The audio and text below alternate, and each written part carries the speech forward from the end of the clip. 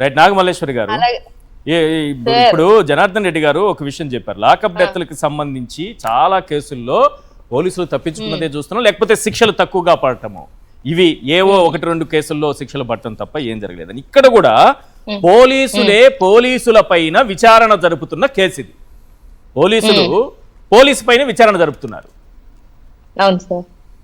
ఈ పోలీసులు మన రాష్ట్ర పోలీసులే, మన చుట్టూ ఉన్న పోలీసులే, వాళ్ళ దగ్గర పనిచేసే పోలీసులే, వాళ్ళ పోలీసుల మీదే ఇప్పుడు దర్యాప్తు జరిగింది. ఇక్కడ న్యాయం జరుగుతుందా?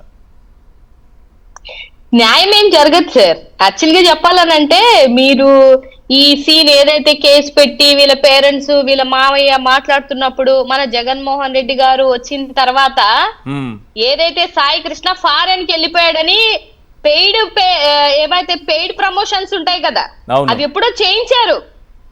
వీళ్ళు యూటర్న్ చేయడం కోసం సాయి కృష్ణ ఇక్కడ లేడు, పారిపోయాడు, ఫారెన్ కి వెళ్ళిపోయాడు అని పెయిడ్ ప్రమోషన్స్ చేయించేశారు ప్రీ ప్లాన్డ్ గా. సో వీళ్ళు రేపు చెప్పేది కూడా ఇదే చెప్తారు. రేపు అక్కడ రేపు 29న చెప్పే విషయం కూడా ఇదే, పారిపోయాడు, ఉండిపోతుంది ఈ కేసు. అంతేనా? 100% సార్, 100% అలాగే ఉంటది.